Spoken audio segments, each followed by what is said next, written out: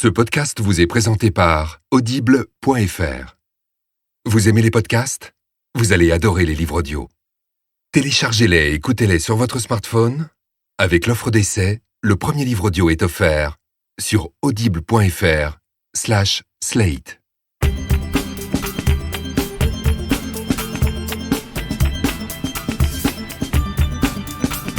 Bonjour et bienvenue dans Titiou, Nadia et les sales gosses. Je m'appelle Titiou Lecoq, je suis auteur et un peu journaliste. Malheureusement, pour l'épisode d'aujourd'hui, vous serez privé de la suavité vocale de Nadia. Elle vous fait passer son coupon d'absence rose, griffonné du célèbre « Raison personnelle ». On pense à elle et on l'embrasse. Nous voilà donc seuls, vous et moi. Rassurez-vous, tout à l'heure, nous serons rejoints par Véronique Decker, directrice d'une école élémentaire à Bobigny, pour parler du sujet sur lequel tout le monde a un avis et qui n'est ni le foot ni la Moon Cup, mais l'éducation nationale. Mais d'abord, je vais vous parler de mon sujet de prédilection, ma loose parentale. Je ne sais pas comment vous annoncer ça, mais j'ai un problème de zizi. Alors on sait que l'évolution des enfants suit des phases. Il y a l'angoisse de séparation, la crise des 2 ans, les questions morbides « Oh maman, tu vas mourir un jour ?» les dents qui tombent et la phase de la petite culotte. Cette période de plusieurs années pendant laquelle il est impossible de faire garder à l'enfant sa culotte. Pour l'enfant, c'est une phase marrante avec une expérience de liberté très forte.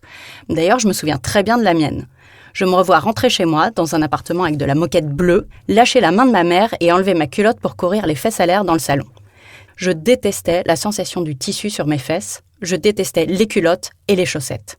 Et donc, il y a quelques mois, Tétard est entré dans sa période anti-culotte.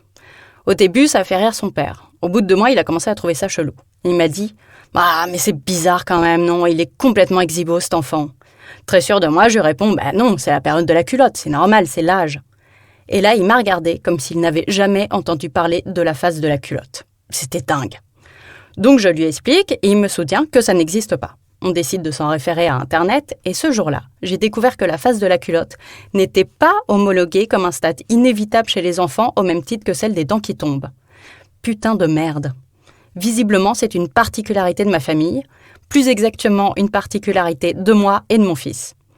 Du coup, j'ai assisté à un dialogue assez terrible où ma mère expliquait à mon conjoint « Titiou, mais c'était impossible de lui faire garder une culotte sur le cul, et bon courage parce que ça a duré très très longtemps cette histoire !» Et donc, je me retrouve avec un tétard à poil dès qu'il peut. Si du côté de l'enfant, c'est un sentiment de liberté grisant et de libération, du côté parent, techniquement, la perspective, c'est quand même un petit sgeg qui s'agite en permanence sous vos yeux. Parce qu'il bouge beaucoup, cet enfant. Il y a des moments où j'ai l'impression que n'importe où je vais regarder dans la maison, je vais voir une bite d'enfant. Et puis il y a aussi les vues imprenables sur l'anus, parce que ça tombe à l'âge des galipettes sur le canapé. C'est des moments gênants, quand t'invites le voisin pour prendre l'apéro pour faire connaissance, et que le dit voisin essaye de te parler, que ton fils lui grimpe dessus, et que le voisin doit se pencher pour t'apercevoir entre les couilles de ton fils. Ça m'est arrivé. Et voilà, après cette note de bon goût, j'accueille notre invitée, Véronique Decker. J'ai dit zizi devant la dirlo, c'est comme un fantasme que je réalise, je vous le dis tout de suite. Et donc vous êtes directrice d'école primaire, vous avez publié cette année un livre, Trop classe, aux éditions Lipertalia, qui raconte votre quotidien d'institutrice puis de directrice dans le 93. Bonjour. Bonjour. Zizi, dire zizi devant la dirlo, vous comprenez que ça puisse me... Non, ça fait partie des termes acceptables. Ce qui est plus difficile, c'est quand les enfants ne connaissent que les mots très grossiers qui désignent les attributs sexuels. Ouais, mais ça, vous avez une technique que vous racontez dans le livre. On y reviendra sur les gros mots, sur comment faire. Pour vous, c'est quoi les plus gros changements ? Donc, vous avez 30 ans de carrière, c'est ça ? Ouais, grosso modo, allez à la louche. Plus, mais hop, je vous le fais à 30. Ah, voilà. Allez, on va solder à 30. Voilà, on solde à 30. C'est quoi les plus gros changements auxquels vous avez assisté ? Parce que là, il y a toute une liste de clichés que je peux vous dire. Alors, est-ce que c'est vrai que les enfants sont plus violents, qu'ils arrivent moins à se concentrer C'est quoi, pour vous, les changements que vous avez vus Je pense que les enfants sont beaucoup moins violents. C'est vrai ? Oh oui. Ah, ben voilà, il faut le dire. Moi, petite, avec mes frères, on se mettait des tournées que dans aucune famille accepterait. Les instits mettaient des claques dans les écoles de garçons. Ils frappaient. Les garçons se faisaient frapper dans les écoles de garçons. Je veux dire que... la bonne vieille méthode. Il faut imaginer qu'au sortir de la Deuxième Guerre mondiale, pendant les 30 Glorieuses, où il y a eu tellement d'enfants qui ont été conçus que le nombre d'instits n'a pas suivi. Les classes étaient 40, c'était 35. Même moi, j'ai commencé à 35. Donc c'est pas vrai que que les mômes étaient moins violents. Simplement, la différence, c'est que quand un gamin rentrait chez lui en disant « l'instit m'a mis 2 claques », son père lui en remettait 2, enfin en tout cas le mien, sans se poser de questions. Ouais. Parce qu'à l'époque, frapper les enfants, on ne savait pas que c'était pas bien. Enfin, je veux dire, c'était une méthode éducative largement partagée. Il suffit de voir la guerre des boutons. Oui. Pour voir comment les pères dégainent leur ceinture le soir à la veillée. Hein. Non, la société était plus violente, la violence en direction des enfants était plus acceptée. Je veux dire, la pédophilie, tout ça, c'était toléré. Oui, c'était inexistant parce qu'on n'en parlait pas. Ça existait fortement et on n'en parlait absolument pas. Voilà, donc en fait, c'était invisible. Et ensuite, ce qui a été modifié, c'est la parole de l'enfant a commencé à être écoutée, prise en compte. Moi, je sais que ma mère, elle écoutait cette formidable émission avec Françoise Dolto qui s'appelle « Lorsque l'enfant paraît ». Et ça a changé la vision que ma mère avait de l'éducation. Tout d'un coup, Françoise Dolto, elle expliquait aux parents qu'il fallait être attentif, qu'il fallait écouter, qu'il fallait avoir des conversations avec ses enfants. Enfin, voilà. Et aujourd'hui, on est sans doute dans un certain nombre d'excès. C'est-à-dire que quand un gamin tombe dans la cour de récréation et qu'on l'emmène à l'hôpital pour avoir un plâtre à la cheville, je ne sais pas, moi, il y a 20 ans, toute la classe signait le plâtre et les parents étaient contents. Aujourd'hui, l'assurance privée scolaire de l'enfant vous envoie un expert pour voir alors si le goudron était agréé, si le ballon de foot était agréé, si le bâton de ski était agréé, si le moniteur de ski était agréé, et cette obligation d'agrément, on va jusqu'au délire. Là, je rentre de vacances et d'un pays où sur les petites plaquettes de beurre des hôtels, il est écrit « fabriqué avec du lait ». Et c'est une directive européenne pour éviter les allergies. Mais il faut arrêter. Il y a un moment où c'est déraisonnable. Oui, effectivement. Et vous... Sur les moyens... Moi, je pense qu'il y a quand même... Je sais pas, j'ai l'impression qu'il y a une baisse des moyens quand même sur les écoles, sur le personnel. Alors, je ne suis pas sûre qu'il y ait une baisse des moyens.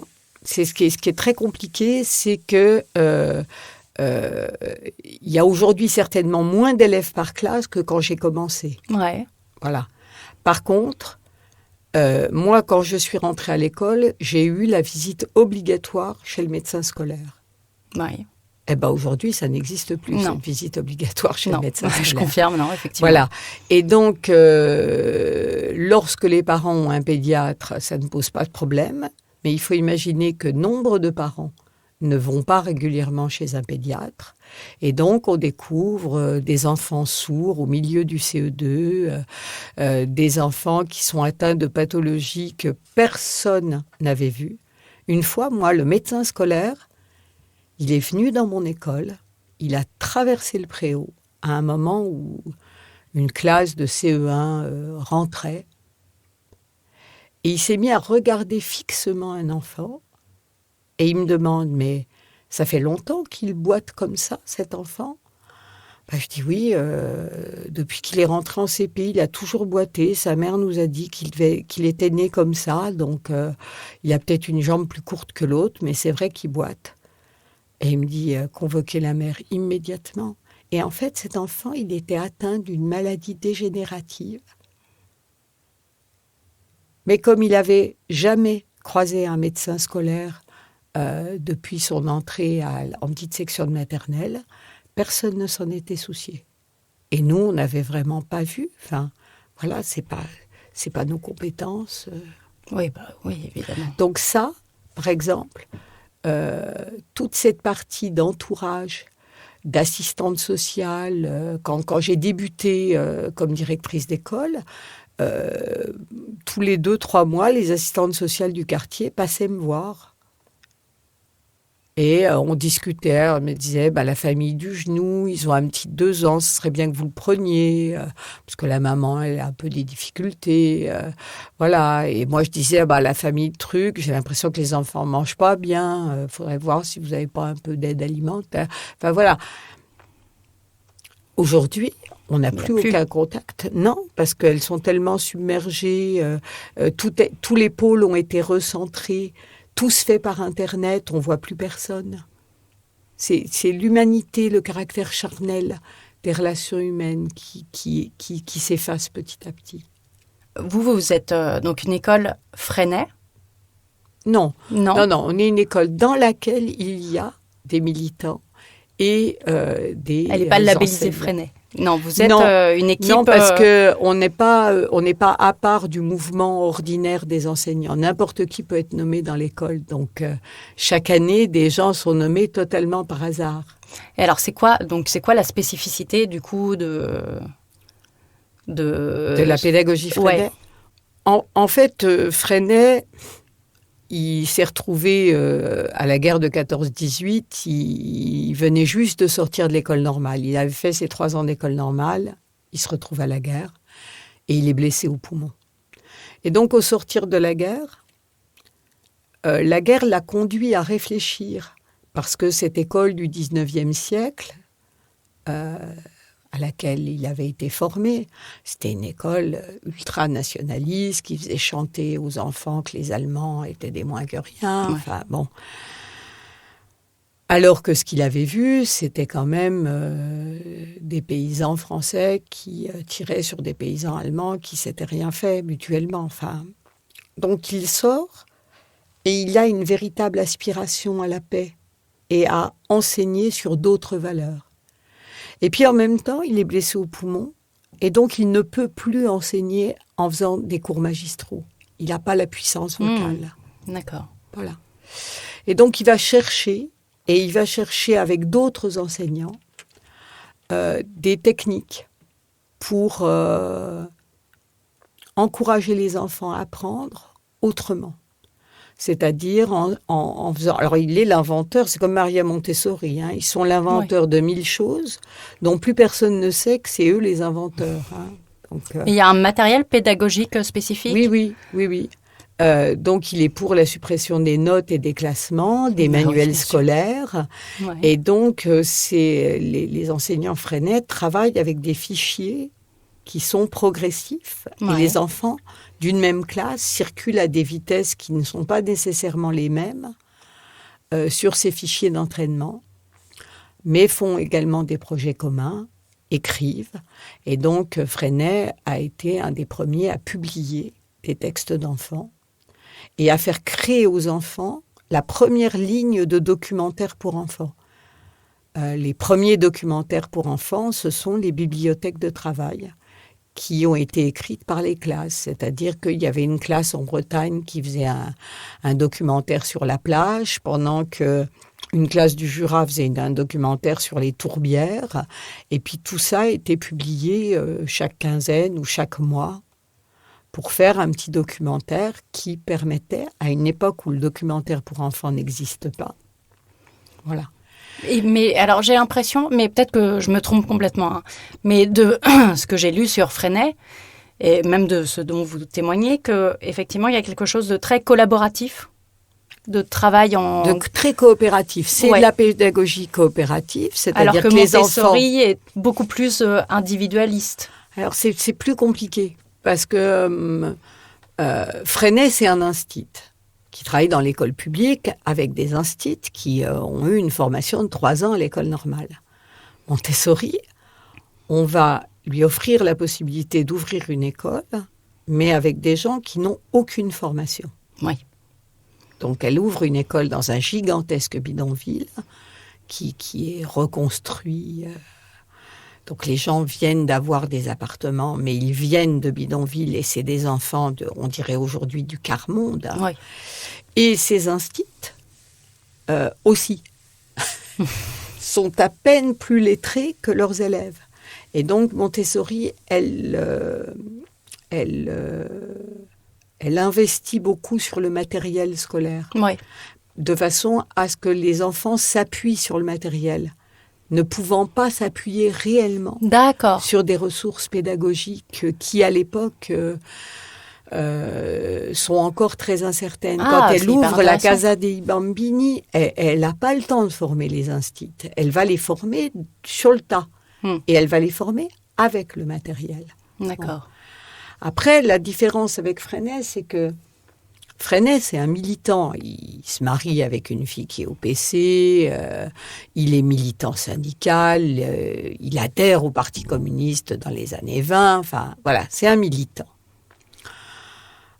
Alors que Montessori, c'est une fille qui est gonflée, parce que c'est quand même la première femme italienne à pouvoir aller à l'université. Oui.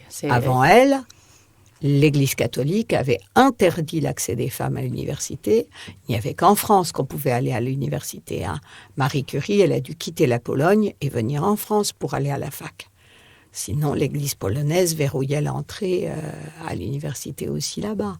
Donc, mais elle se retrouve dans une situation compliquée parce que, en fait, au moment de la Deuxième Guerre mondiale, les écoles Montessori sont fermées.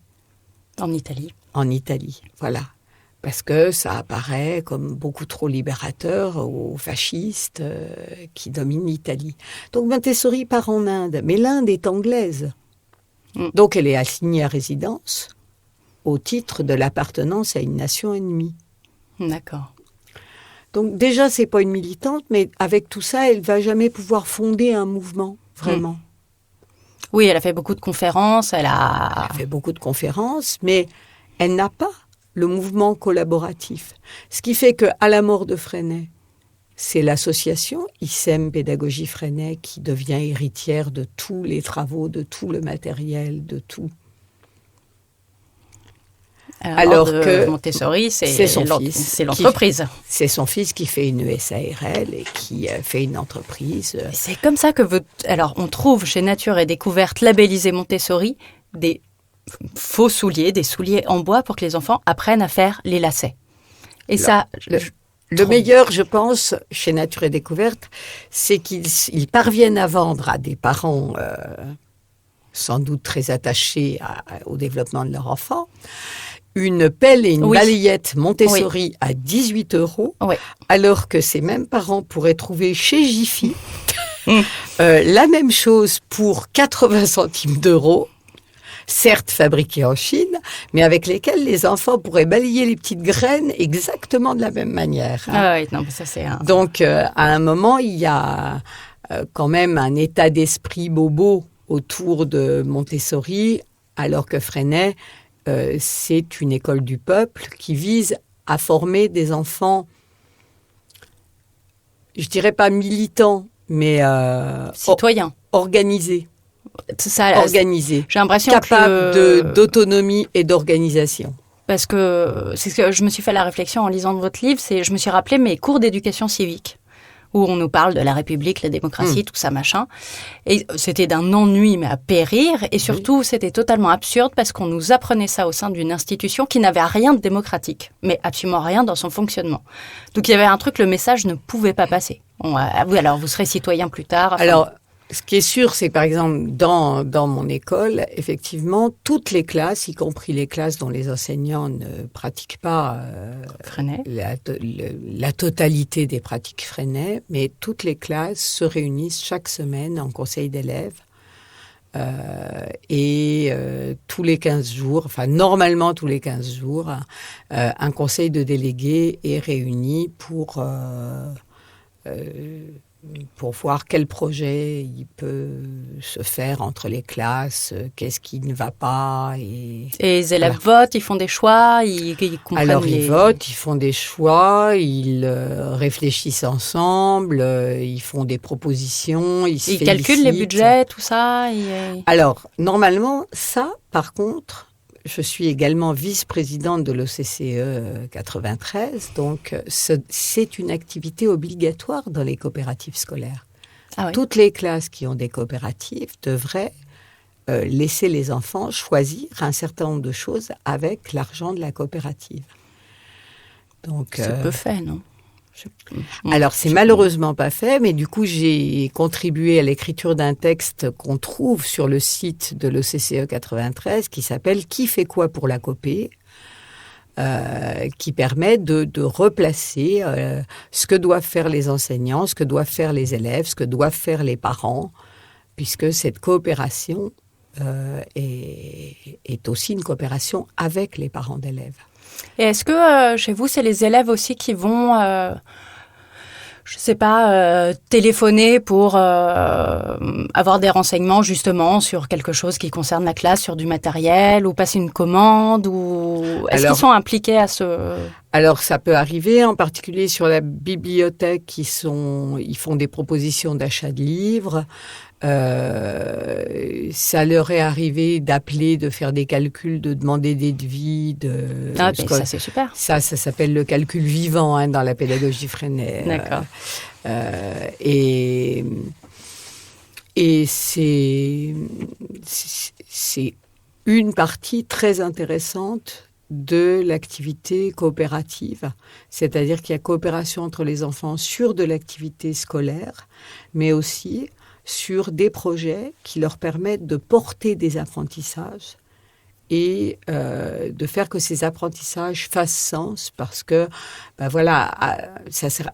Apprendre à écrire pour écrire des dictées, c'est pas comme apprendre à écrire pour écrire à son correspondant. Oui, évidemment. Faire une addition ou calculer quel livre on va pouvoir acheter pour la classe, c'est pas la même chose. C'est ça. Et puis une année, on avait eu des élèves qui voulaient qu'on construise une piscine dans l'école.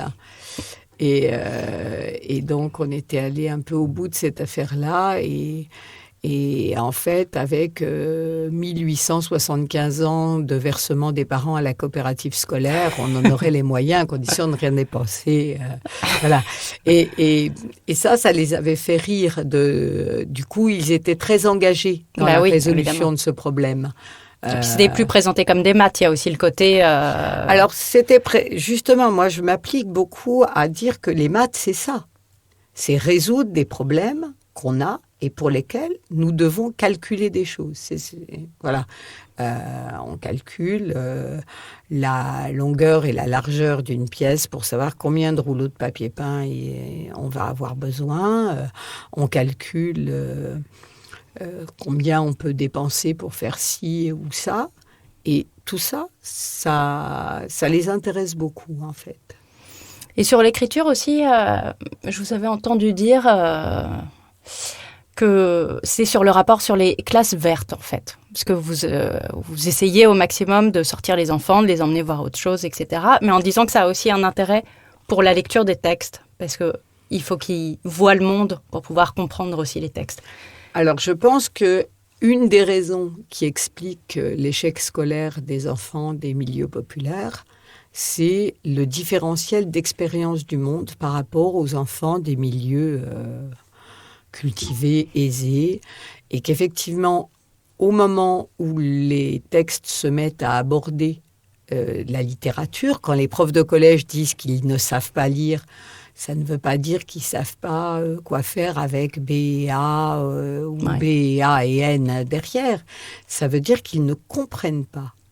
C'est-à-dire que l'évocation de la situation faite par un texte littéraire parce qu'ils n'ont pas le référent. Fait pas sens. Et une fois, j'ai été confrontée à cette situation d'avoir des enfants qui lisaient un texte où le vent faisait frémir les branches du saule au bord de cette rivière. Et quand je les ai interrogés, ils avaient vent, ils avaient branches et ils avaient rivière. Mais ils n'avaient pas saule. Ils n'avaient pas à frémir. Ils n'étaient jamais allés pique-niquer au bord d'une rivière. Et ça n'évoque rien. Et ça, c'est essentiel. C'est la première fois que j'entends cette réflexion-là, en fait, sur le rapport au texte et au monde derrière. Voilà, parce que les maîtresses de CP, de CE1, quoi qu'en disent les polémistes des méthodes de lecture, en général parviennent à apprendre à lire à leurs élèves. Voilà. C'est après que les choses se compliquent. Quand il faut comprendre ce qu'on appelle, nous, des inférences, c'est-à-dire des évocations, quand il s'agit plus de lire « le petit lapin va dans la forêt », voilà, mais qu'on sort de textes où les choses sont plus allusives, plus complexes, plus poétiques, et là, la réaction naturelle des enfants, c'est de s'évoquer à eux-mêmes des choses qui sont au plus près. Donc, ils vont prendre un mot qui est au plus près du mot qu'ils ont entendu. Ouais. Et du coup, ils font des montages qui n'ont rien à voir avec le texte. D'accord. Rien à voir avec le texte. Voilà. Moi, quand j'étais petite, j'avais dû apprendre la Marseillaise à un âge où il était sans doute totalement stupide de faire apprendre la Marseillaise. Et donc, moi, je voyais un sanguin, un personnage sanguin, mais pur. Oui. Mais ça, oui, je pense qu'on en a tous eu. On se souvient tous petits de mots qu'on n'a pas... Qui abreuvait avec un arrosoir, des sillons. Mais oui. C'est à l'école normale, quand je me suis retrouvée une deuxième fois devant le texte, que je me dis, c'est quoi ce sang? Ce sang impur. mais c'est répugnant. Et voilà, lire, c'est être capable de faire surgir des images mentales à partir d'un texte écrit. C'est donc une interprétation. Donc il faut nourrir ces images mentales par des expériences. Et voilà. Ça me rappelle un passage de votre livre où parce que je m'étais posé, je me pose encore la question, sur l'emploi du « on ». Moi, je sais que je le fais avec mes enfants. Je suis fatiguée, c'est la fin de la journée. Je leur dis, bon, allez, on mange et maintenant, on va se laver les dents. Ce qui est totalement faux puisque je ne vais pas me laver les dents et je ne vais pas me coucher à 20h. Ça n'est pas vrai. C'est ça. Et vous parlez du fait de dire vous, tu, nous, à la limite, mais vous êtes plutôt contre le on. Alors moi, je suis pas plutôt, je suis totalement. Totalement, c'est une prise de position. Le on, je pense qu'il renvoie l'enfant à un impersonnel, donc à une situation où il n'existe pas en tant que personne. Alors que justement, le rôle du discours du parent ou de l'enseignant, c'est justement un discours où l'enfant existe comme personne, comme interlocuteur. Il est reconnu comme interlocuteur. Et cette reconnaissance, elle passe par soit sa désignation par son prénom. Ouais. Moi, je sais que, par exemple, les parents qui disent les jumeaux. Oui, c'est vrai, bien sûr. Guillaume et les garçons à table. Voilà. Le fameux. C'est ne pas accepter de désigner les individus dans leur singularité. Et donc, par ailleurs, en termes d'autorité, je le recommande à tous les jeunes enseignants. Ah oui. Lorsque vous arrivez dans une classe et que vous dites aux enfants, vous vous asseyez, quand vous leur dites « nous descendons dans la cour », eh bien, les enfants sentent que c'est une parole qui est incarnée et qui s'adresse à eux. Alors que si on leur dit « on s'assoit », c'est qui ont ces personnes. Et il y a forcément un qui ne s'assoit pas quand on dit « vous asseyez ». Oui, rassurez-moi. Non, il y en a forcément minimum un. Ouais. Ce sera le mien, ce sera mon fils, mais c'est pas grave. Et à ce moment-là, on peut dire, toi, regarde-moi, je viens de dire, vous vous asseyez. Eh bien, quand je dis vous, je te parle aussi à toi. Et ça marche. Et ça, si c'est dit calmement, parce qu'en général, il faut mieux éviter de s'énerver. Il faut éviter à tout prix de crier. Donc, mais ça, oui, ça fait sens pour les enfants. Non, mais mon intuition me disait, je n'aime pas ce on. Il y a un truc qui me dérangeait là-dedans. Mais donc voilà. Essayez. quand il ne veut pas remettre sa culotte et que vous lui dites « Je te demande à toi, mon fils, de remettre ta culotte. Maintenant. » Je vais essayer ce soir. Je vous dirai ça si peut marcher. Hein. Ça peut marcher. Moi, j'ai récupéré une petite fille dont les parents avaient fait le tour du monde en bateau avec leurs 2 petites filles et qui, après un an... J'oscille entre le rêve et le cauchemar, comme vision, je ne sais pas. Après un an de tour du monde en bateau, la petite fille avait l'habitude d'être à poil sur le bateau et la maman l'habille pour la rentrée scolaire, donc avec un joli petit chemisier à carreaux, la jupette assortie, les souliers, mais enfin, l'enfant, elle avait plus du tout l'habitude de ça. Le temps d'accueillir des autres, je me retourne, elle était absolument à poil dans la classe. Et j'ai dû négocier pendant 2 mois. Ah oui, quand même. Oui. Alors j'ai négocié tout de suite la culotte en disant ça, non. T'es à l'école, t'es pas dans ta famille, donc culotte. Après, si tu veux aller dans la cour, chaussures. Voilà. Maintenant, il fait froid. Petite chemise. Donc un striptease inversé, quoi. Il avait rhabillé progressivement. On a fait un striptease inversé, mais je la laissais courir pieds nus et en culotte au début dans la classe parce que on peut pas demander aux enfants de faire fi de leur propre histoire. Voilà. Pour les gros mots, dans votre livre, vous racontez une astuce alors à laquelle j'avais pensé. Moi, ça a moyennement bien pris, mais je pense que j'ai été un peu maladroite. Est-ce que vous pouvez nous raconter? Je crois que c'est pas vous d'ailleurs, c'est une collègue à vous qui vous a fait découvrir ça. C'est une collègue à moi qui avait fait ça dans sa classe. Alors, il s'était trouvé une année, c'était une maternelle sur les hauteurs de Montreuil, et on avait dans nos classes plusieurs enfants de familles très très carmonde, très très famille groseille, dans laquelle le vocabulaire utilisé par la famille était spontanément un vocabulaire qui pourrait être jugé grossier dans la plupart des autres familles. Et donc les enfants de nos classes avaient appris tout plein de gros mots auprès de ces enfants et on savait pas bien comment s'en débarrasser. Et j'ai ma collègue qui s'est mise à dire à ses élèves qu'elle connaissait le plus gros mot du monde. Celui que personne n'a le droit de dire. Et du coup, les enfants ne disaient plus de gros mots parce qu'ils voulaient connaître ce gros mot. Et donc, elle l'a écrit au tableau. On avait des classes de moyens grands, donc... Ils ont cherché, ils cherchaient avec les lettres comment lire, comment comprendre. Ils essayaient de un mot un peu long en plus. Voilà. Et ce gros mot, c'était saperlipopette. Et effectivement, dans le quartier où on travaillait, si les gens disaient plus fréquemment d'autres gros mots que saperlipopette. Hein. Et quand les enfants ont fini par découvrir ce gros mot, donc il y a eu un suspense maintenu pendant plusieurs jours, voilà.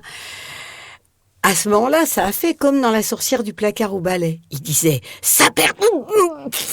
Et là, il pouffait de rire, il explosait de joie. Et alors évidemment, nous, on les grondait.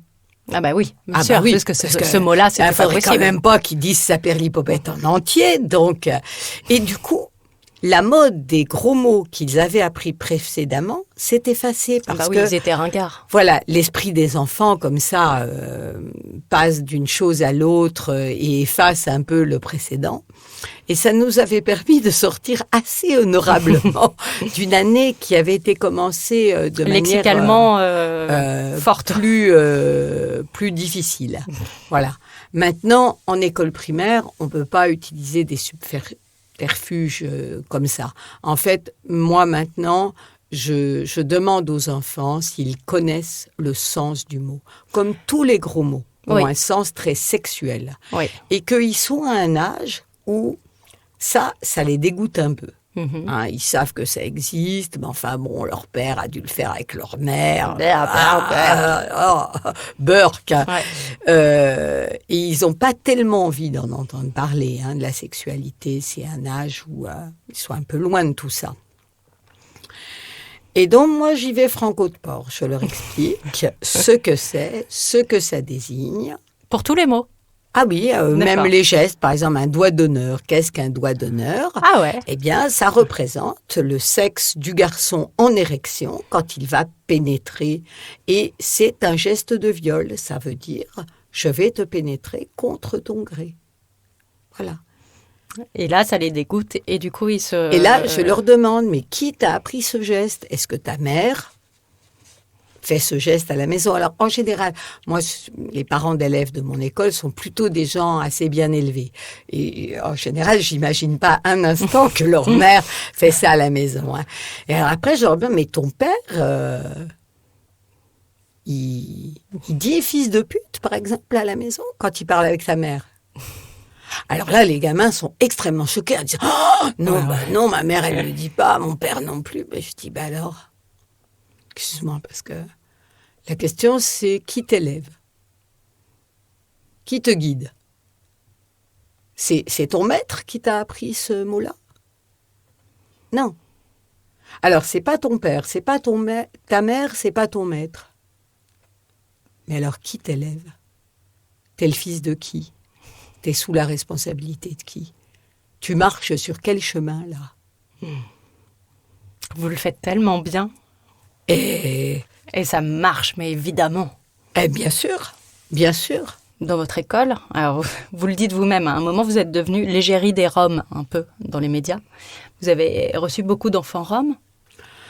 Oui, alors, si vous voulez, il y a eu une conjugaison de différents phénomènes. Le premier, c'est que 3 grands bidonvilles étaient dans les faits sur mon secteur scolaire. Mmh. La deuxième, c'est que l'école bénéficiait, jusqu'à cette année, d'une classe d'accueil pour enfants non francophones. Ouais. Et donc, même des enfants qui n'étaient pas sur notre secteur scolaire, s'ils étaient non francophones, pouvaient être affectés chez nous si dans leur école, il n'y avait pas une classe de ce type pour les accueillir. Il n'y a plus cette classe ? Non, là, avec la dispersion, les expulsions de bidonvilles, le nombre d'enfants non francophones a très fortement chuté. Donc, il y a quelques années, il n'y avait que 3 classes pour Bobigny. Mmh. On est passé de 3 à 4, puis de 4 à 5. Et là, cette année, on est passé de 5 à 4. D'accord. Voilà, parce qu'il y a beaucoup moins d'enfants, puisqu'il y a moins de bidonvilles. Donc, la ville revient au niveau d'accueil où il était avant. Et comme nous, l'enseignante de cette classe partait déménager en province, d'accord. On a même proposé que ce soit nous plutôt qu'une enseignante qui souhaitait rester dans son école. Voilà.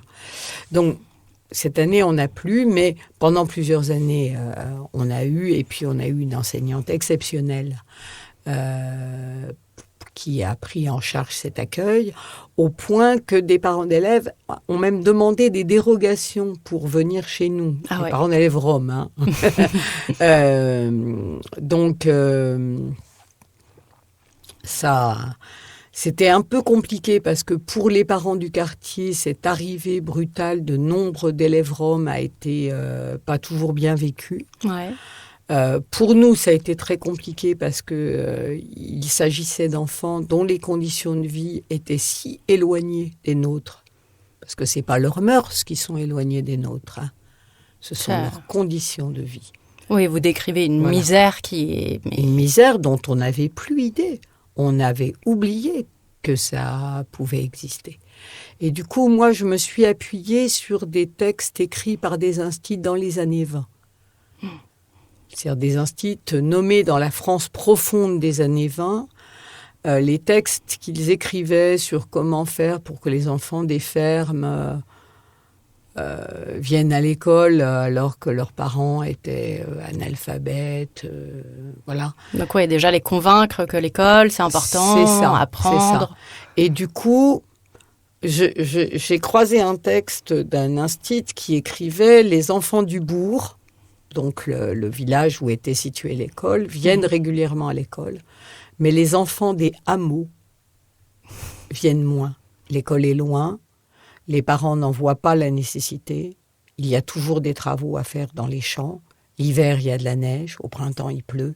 Et l'été, il faut faire les foins. Et donc, lui explique que chaque jeudi, il monte dans un hameau.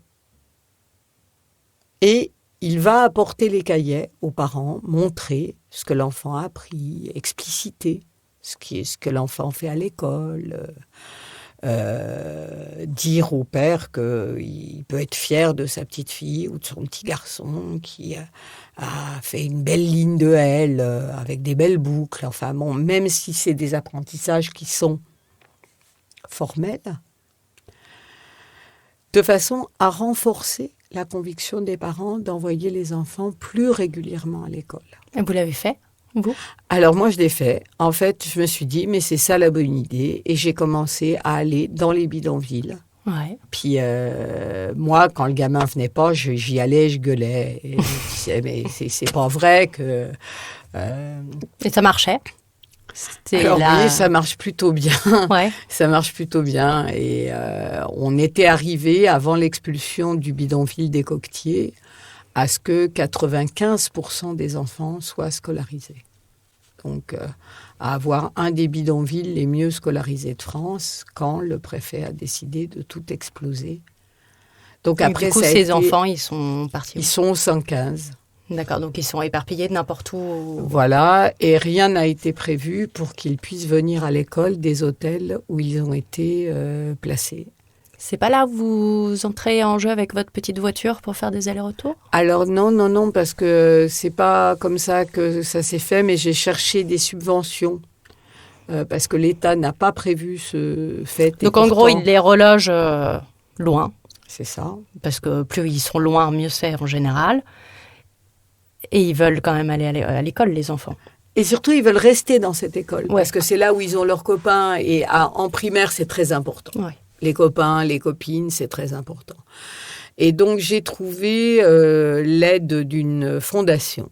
La fondation Seligman. Donc, c'est une fondation qui s'occupait des orphelins juifs après la Deuxième Guerre mondiale, mais qui aujourd'hui s'occupe de l'enfance beaucoup plus largement, de l'enfance très pauvre. Et la Fondation Seligman m'a aidée pendant plusieurs années, depuis plusieurs années, et nous aide encore à donner à tous les enfants un ticket de métro pour partir et un autre pour revenir. Chaque soir, je fais une petite distribution. Devant mon bureau, il y a distribution de tickets pour partir et revenir. Et ils s'accrochent ? Les gamins, ils viennent Alors oui, ils s'accrochent. Et puis, on en a qui pleurent quand l'école est fermée. Hein. C'est la vie. Il y aurait école du 1er janvier au 31 décembre sans aucune vacance. Et au niveau des apprentissages, ils y arrivent ? Vous arrivez à les... Alors non. Parce que lorsque les conditions sociales sont trop effondrées, les enfants sont trop envahis... C'est-à-dire qu'il faut une certaine dose d'insouciance pour pouvoir apprendre. Ouais. Si vous êtes accablé de soucis, vous n'avez pas la disponibilité pour apprendre. Parce que apprendre, c'est faire quelque chose qu'on ne sait pas faire. C'est ça, apprendre. Hein. C'est pas faire quelque chose qu'on sait faire. Ouais. Et faire quelque chose qu'on ne sait pas faire, c'est prendre un risque. Et pour prendre un risque, il faut être en sécurité. Il faut être en sécurité, ouais. Et donc, quand vous ne savez pas où vous dormirez ce soir, si la police ne viendra pas vous réveiller, si vous n'aurez pas tout perdu.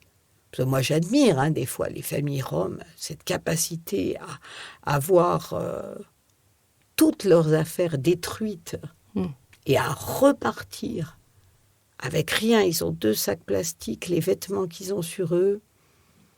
Et ils recommencent, ils refont une petite cabane, ils retrouvent un petit boulot. Mais du coup, quand les conditions sociales sont trop féroces, les enfants ne peuvent pas conserver les apprentissages. Ils apprennent, mais ils ne gardent pas. Parce que leur intelligence est la même que celle des autres enfants. Hein, d'accord ? Mais lorsque les conditions sociales ne sont pas là, eh bien, les apprentissages ne sont pas conservés. Ils sont dans la survie et ils peuvent pas... L'enfant se protège, voilà, en ne se remettant pas en danger de faire des choses. Parce que ce sur quoi il faut tenir bon, c'est que tout enfant de 6 à 16 ans doit aller à l'école. Ça serait moi, tout enfant de 3 à 18 ans devrait aller à l'école. 2 ans, allez, on vous... Voilà. Vous avez une phrase aussi là-dessus sur le fait que enseigner aux enfants, c'est leur apprendre qu'ils ont le droit à la connaissance et du coup qu'ils ont le droit à avoir un pouvoir sur le monde aussi. C'est surtout apprendre. En fait, apprendre, ça n'est pas se soumettre à l'enseignant. Apprendre, c'est justement attraper du pouvoir pour devenir aussi indépendant et autonome que l'enseignant qui vous fait cours. C'est ça. Et en fait, la pédagogie Freinet a comme moteur le fait de faire utiliser très vite aux enfants le peu de savoir qu'ils ont acquis. Donc, ils savent compter que jusqu'à 10. Ouais. Eh bien, ils vont compter les petits granulés à donner au poisson rouge. Il faut donner 6 granulés tous les matins au poisson rouge. Eh bien, voilà, on va faire compter les 6 granulés pour le poisson rouge. Et à l'entrée de CP, très vite, les maîtresses leur demandent d'écrire un texte. Alors, évidemment, les gamins ils disent, mais je sais pas, c'est pas grave, tu fais un dessin. Et après, on verra avec toi quelle était ton idée, on essaiera d'imaginer un texte. Et puis, quand tu sais écrire le mot, tu l'écris, et quand tu sais pas, tu mets un trait, et moi, je te l'écrirai. Et on essaye de leur faire imaginer psychiquement un texte, dont petit à petit, ils vont avoir les outils.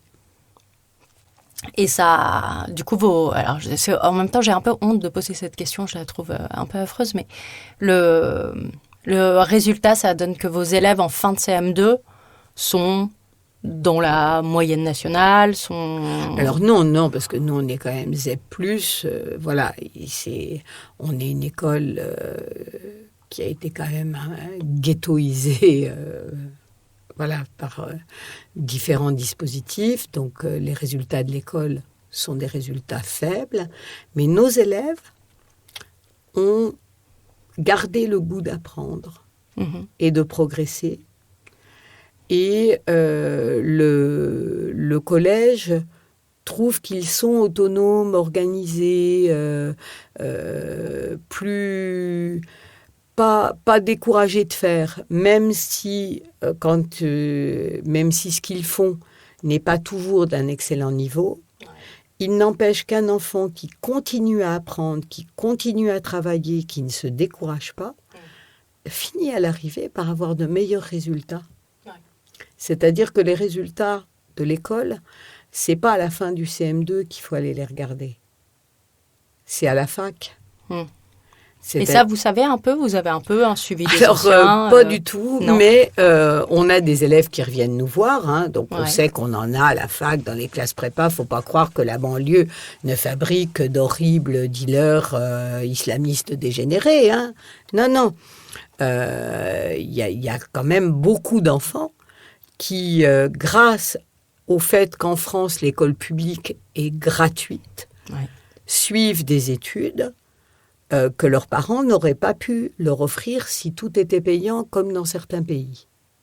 Donc, là, dans les présentations que j'ai faites en librairie de mon livre, j'ai eu la chance de croiser une jeune étudiante d'origine turque qui a été élève dans mon école et qui se souvenait avec une très grande précision de ses années de scolarisation chez nous avant qu'elle parte habiter en Bretagne et qui aujourd'hui est en licence et qui est très fière d'être arrivée en France non francophone et de ne pas s'être découragée alors qu'elle avait évidemment un retard, des difficultés en français au départ, mais elle a travaillé avec confiance. On travaille beaucoup ça, nous, à l'école. L'audace, la confiance en soi. Ce qui se fait assez peu dans les...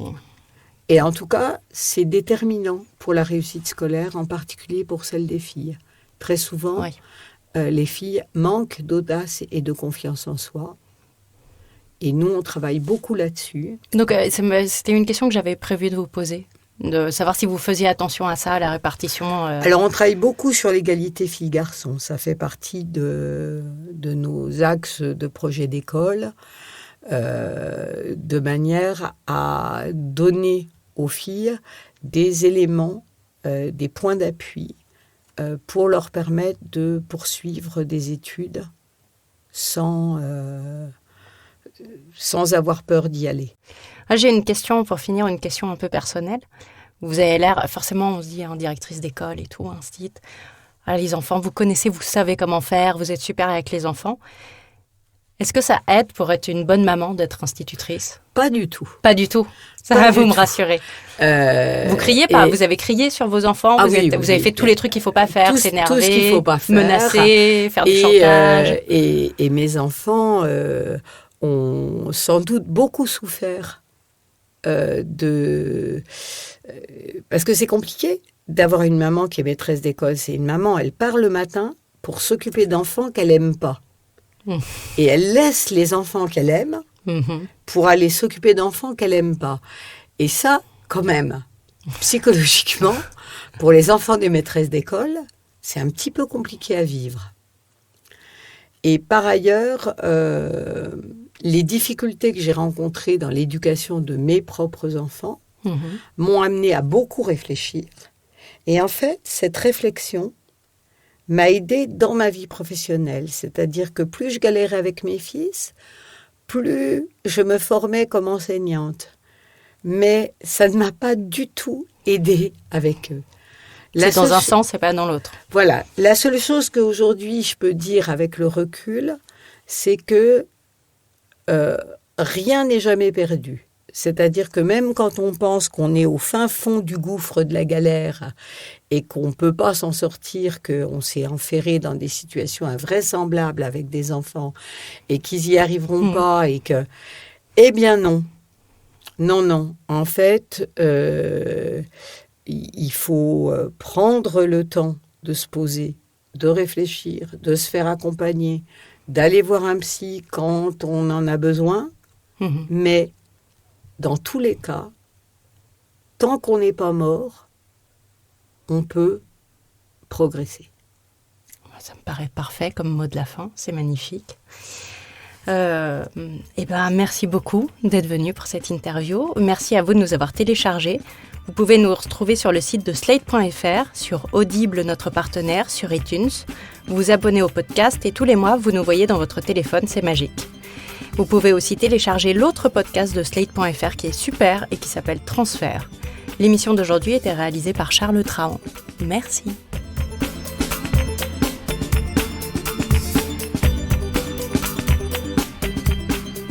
Ce podcast vous a été présenté par Audible.fr.